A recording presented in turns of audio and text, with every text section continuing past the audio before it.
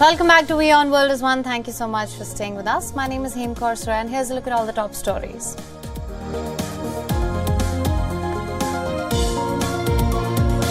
After a day of violent clashes and arson in France, the government says 457 people have been arrested and 441 security personnel have been injured as protesters vent their anger against controversial pension reforms.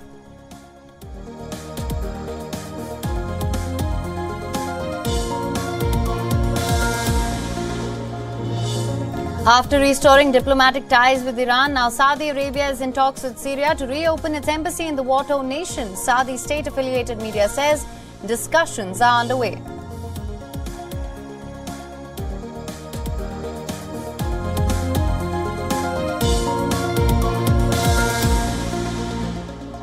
Eight pro-Iran fighters killed in the United States airstrikes in eastern Syria. This after a drone attack killed one American contractor and injured 5 U.S. troops. Lloyd Austin had authorized strikes against facilities used by groups affiliated to Iran's IRGC.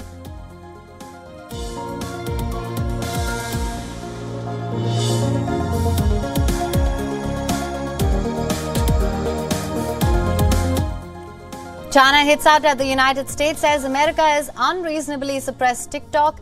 This comes hours after TikTok's CEO is grilled by U.S. lawmakers. Beijing says it does not ask companies to hand over data gathered overseas.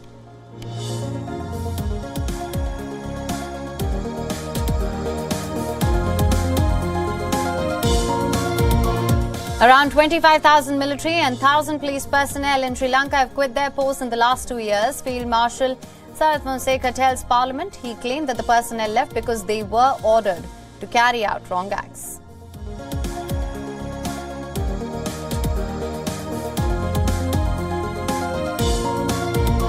India's Tata Group is considering an additional $2 billion investment into its super app called No. The additional funding is likely to help the online platform bolster its digital offerings.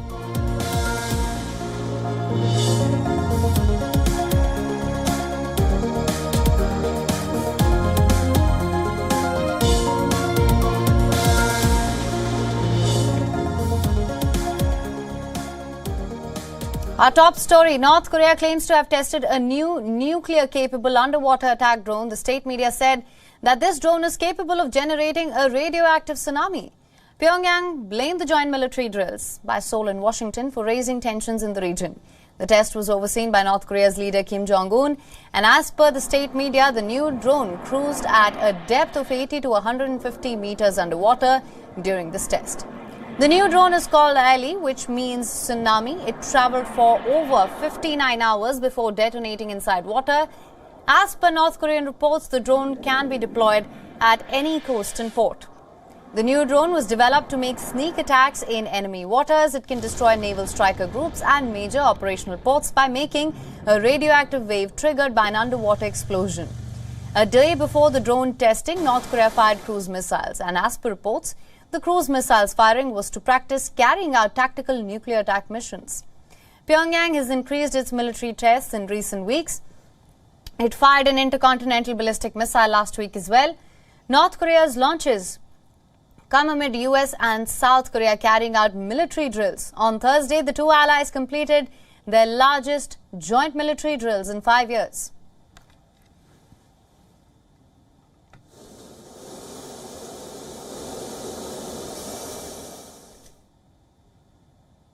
Now for more on this, we're being joined by Professor Binoy Harda Shatran, who is an East Asian geopolitics and security analyst. Thank you so much for joining us on this broadcast. Thank you very much.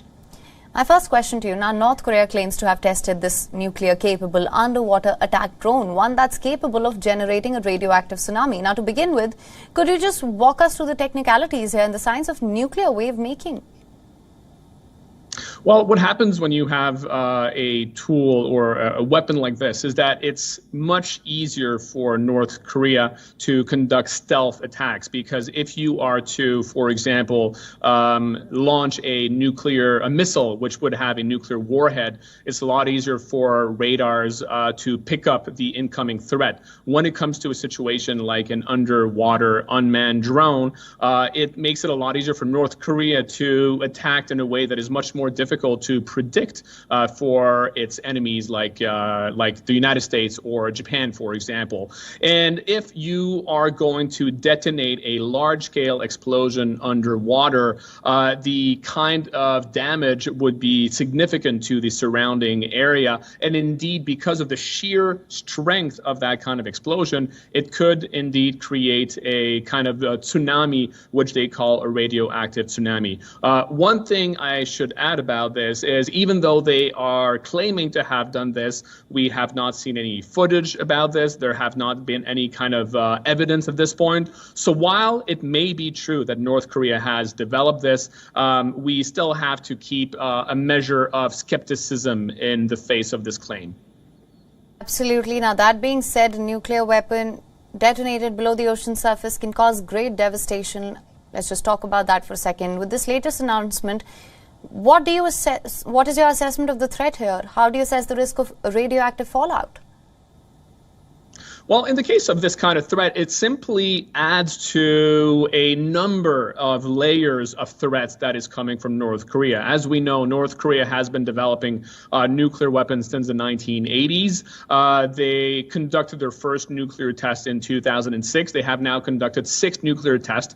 On top of that, they have been developing a vast array of different nuclear or different ballistic missiles from different ranges, ranging from short range ballistic missiles to intercontinental ballistic missiles that could reach the United States. So this announcement, again, if it does turn out to be true, is simply an added threat to what constitutes already a big problem for the countries of this region. And indeed, if they were to use that, if they were to use this weapon, the kind of radioactive fallout, the kind of radioactive effects could linger for a very long time in the, in the oceans, if that were to be true. Right, absolutely. Now, Pyongyang has increased its military testing significantly, and this comes as the United States and South Korea completed their largest joint military drills, as I mentioned earlier. Do you see this as an escalation? How do you see the situation panning out? Well, in the case of those military exercises, it needs to be put in context. It is true that the current South Korea-U.S. Military exercises are the largest military exercises they have conducted since 2017. However, they are regular. They are a part of a regular schedule of exercises. They are conducted a few times a year. So this is absolutely not a new thing. In the case of South Korea and the United States, it's important for them to maintain their deterrence posture, to make sure to send a message to North Korea that they are ready in the case of a provocation or in the case of a potential conflict with North Korea.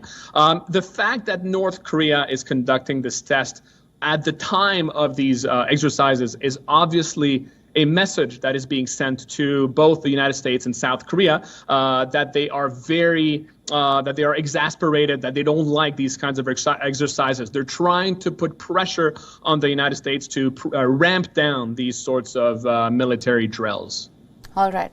So thank you so much for joining us on this broadcast with your insights on this. Thank you very much.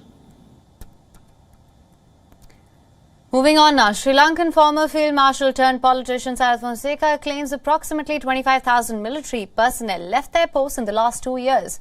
He further claimed that they had left because they were given orders to carry out wrongful acts during the 2022 protests against the Rajapaksa-led government. Now, Sayadaw Fonseca, the ex-Field Marshal, informed Parliament that apart from military personnel, 1,000 police personnel also vacated their posts in the last 1 year. He said that they had not experienced so many soldiers vacating their posts even during the time of war.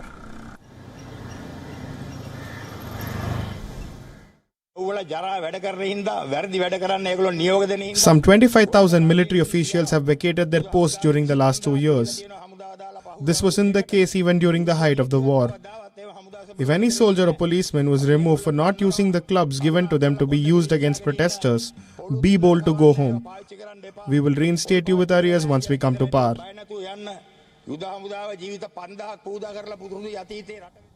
Now, the Sri Lankan economic crisis exploded in 2022 when the Rajapaksa brothers were in the ruling party. Protesters stormed the presidential palace in Colombo and vandalized the premises. Citizens gathered on the streets of Colombo agitated by the economic turmoil, and they accused the Rajapaksa-led government of running the economy into the ground. Both Mahinda and Marshal were accused of being involved in the Sri Lankan economic collapse that happened in 2022. The case was heard by the Supreme Court on Wednesday, and the apex court was informed that the overseas travel ban imposed on them were not extended by another bench of the Supreme Court after the 7th of October 2022.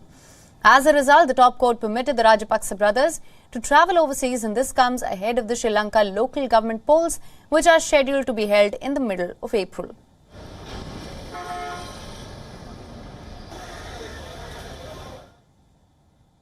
Now, despite the massive anti-government protests that are paralyzing Israel, Prime Minister Benjamin Netanyahu said that he is determined to proceed with the judicial reforms.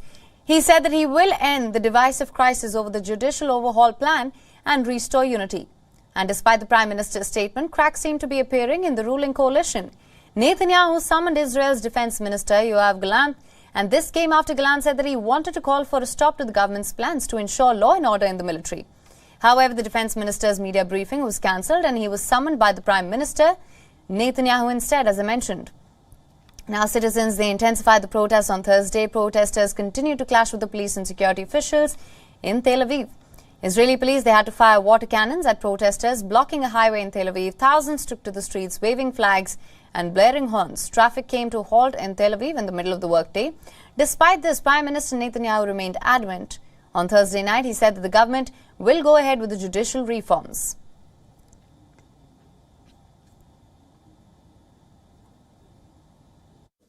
אני אעשה הכל, כדי להביא להרגעת הרוחות ולאיחוי הקרע בעם.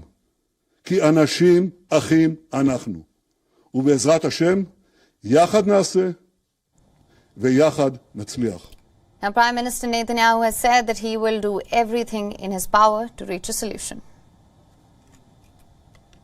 ולכן הערב אני מודיע לכם, חבריי, ידידיי, אזרחי ישראל, עד כאן. אני נכנס לאירוע. אני שם בצד כל שיקול אחר.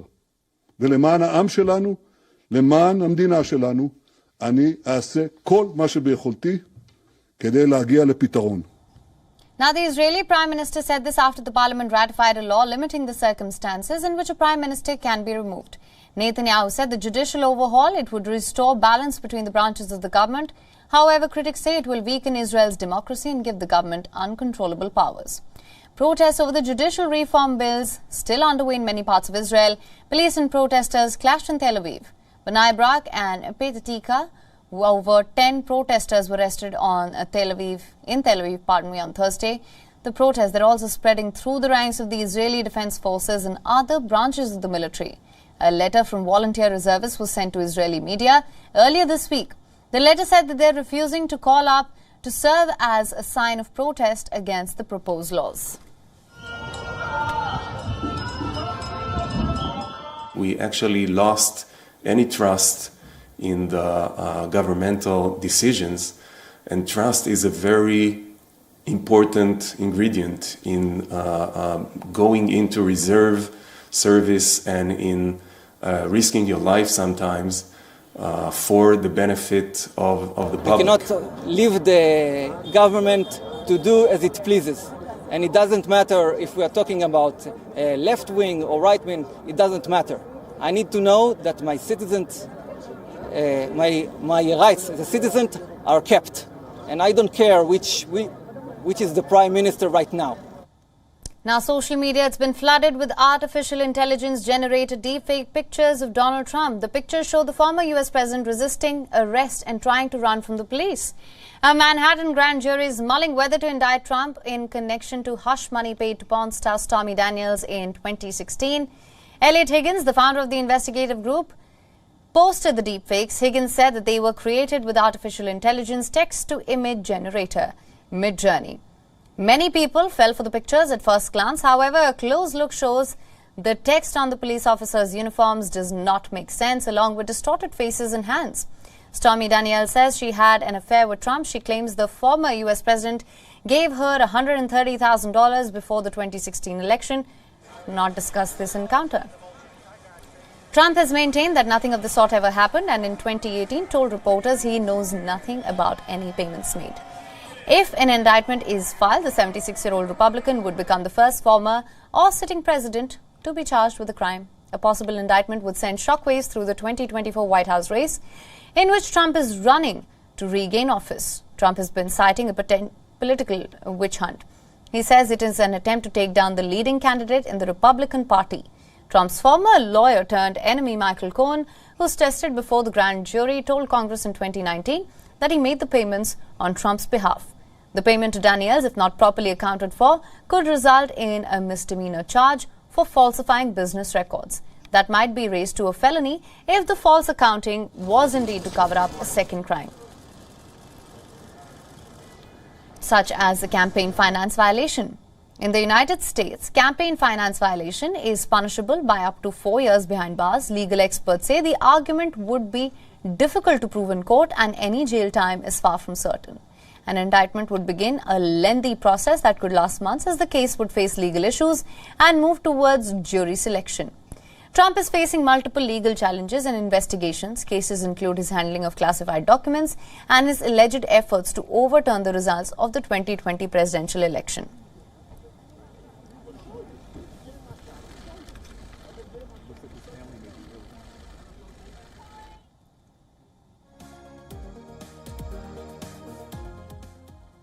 Now, Utah is the first state in the United States to sign laws restricting the use of social media by minors. The new laws make it compulsory for minors under 18 to get parental permission to use social media.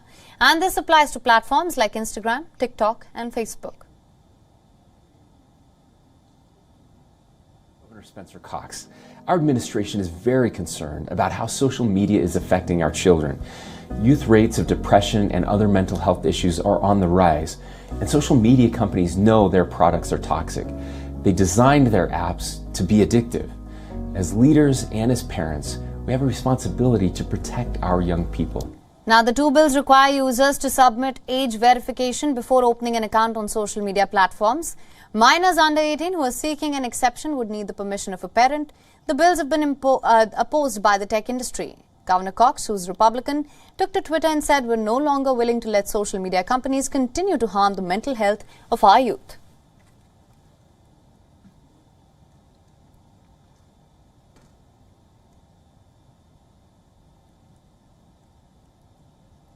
Let's now take a look at what's making news in the world of sports. Now, Indian boxer Nikhil Zareen is one win away from being a two-time world champion across two different weights. The 26-year-old posted a commanding victory over 2016 Olympic medalist Ingrid Valencia in the semi-final of the 50 kg category to reach the summit clash here.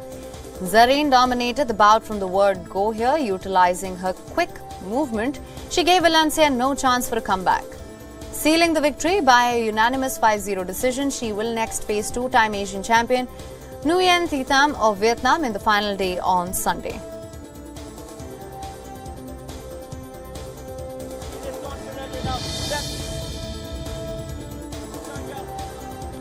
Another Indian boxer, 22-year-old Neetu Gangas, is also assured of at least a silver medal. The 2022 Commonwealth Games gold medalist reached the final of the 48 kg flyweight category following a hard-fought win over Kazakhstan's Alua Balkibakova and came into the bout on the back of 3 consecutive referee stops contests, but she was made to toil by her Kazakhstani opponent. Both boxers were neck-to-neck in all 3 rounds, and she held her nerve to earn a 5-2 win on points after the bout was reviewed.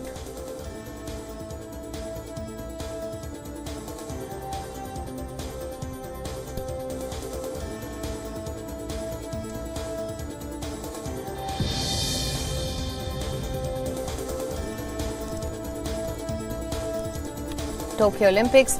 Bronze medalist Lovelina Borgohain of India is assured of at least a silver medal in the 75 kg category after she beat China's Li Xian in the last 4 stage. The 25-year-old who beat Radi Aracena Germany of Mozambique 5-0 to assure herself of a podium finish was stretched by the 2-time Olympic medalist Xian in the semi-final encounter. However, the Indian ultimately prevailed by a split decision of 4-1 to enter her first World Boxing Championship final. Combination of punches remaining. Somewhat around 20 more seconds remaining here. That's what you have. go for that attack. Other hand, final few seconds will end up with.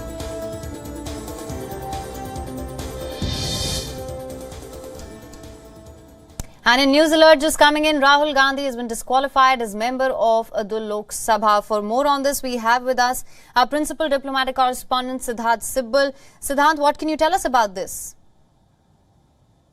In the Indian Lok Sabha, that is the lower house of the Indian Parliament, has issued a notification disqualifying Rahul Gandhi of Congress from the Parliament. Now, this is a significant development. Now, we have seen how Rahul Gandhi has been found guilty of defamation for the 2019 campaign trail, implying that the specific comment, which of course court said that is liable to defamation. Now, he has been granted bail and the sentence was suspended for 30 days for him to appeal when it comes to this decision. The decision came from a Gujarat court, and this has really led to a lot of political developments. In fact, the Congress party is planning a lot of protests here. In fact, some of the protests are also happening even as we speak. But essentially, a significant development when it comes to the disqualification of Rahul Gandhi, who is, of course, seen as someone as a main contender in the elections, the Indian general elections, which will happen next year in 2024. So essentially, this development coming at a time when the parliament session is also on, so we can expect a lot of ruckus in the parliament as well. Already we have seen the parliament hasn't been going according to the usual practice. There have been a lot of protests inside the parliament over a number of political issues. Now it looks like to be another major political issue because, as we have been saying, Rahul Gandhi is seen as someone who is essentially the face of the Congress party in the elections which will happen here in India in 2024. We are waiting for more political reactions from the other parties. Of course, the Congress has been coming out with with reactions, but from other political parties here in India as well related to this disqualification of Rahul Gandhi by the Lok Sabha. And this disqualification essentially is a legal outcome of he being sentenced. It's because of he being sentenced by the Gujarat court. He has been disqualified by the Indian Lok Sabha. This is perhaps one of those rare developments that has happened after a long time, and essentially, as we have been talking about, it will have huge political ramifications here in India, given that he, of course, leads the Congress party, which is the grand old party, which, of course, has been facing its own political issues, which includes losing its base as well. We know that the Congress party has gradually reduced from a major party to in few states as well. It is known as the grand old party of India, but today it faces a bleak future. Right, absolutely, Siddhant. In fact, the Representation of the People Act does state that the moment a member of the parliament is convicted of an offence or sentenced, that does, of course, attract a disqualification. Does this also mean a vacant constituency? And if that's the case, what can we expect going forward? As a logical outcome, because of the vacancy, we could expect perhaps a local poll regarding this vacancy, but largely we still have to wait for what the legal experts say. And as you pointed out, because of the specific laws that he was convicted, that he lost his seat in the Indian Parliament. But this is a shocker of a development, essentially, because it sends, obviously, the Congress party in a tizzy. We can expect a lot of protests later today here in the national capital in Delhi by the Congress party. In fact, I'm standing here in central Delhi near the Congress headquarters, and we can actually see a lot of people rushing towards the Congress headquarters. So expect a lot of protests by the Congress party, but also a big political shock for the Congress party, because his disqualification also means that right now, of course, there is no view right now, but we could expect that because he's being disqualified, it might become difficult for him to stand for the elections as well, which are happening next year. So one of the main political contenders of 2024 here in India being disqualified is the impact is, will he stand for the election next year? Because of now the legal bar that has set in. Right, absolutely, Siddhant. Thank you so much for bringing us the latest on this. We will, of course, continue to track and monitor the developments in this. And with that, we call to wrap on this edition of the News Bulletin. For now, news and updates continue on the other side on WION World is One. Do stay tuned.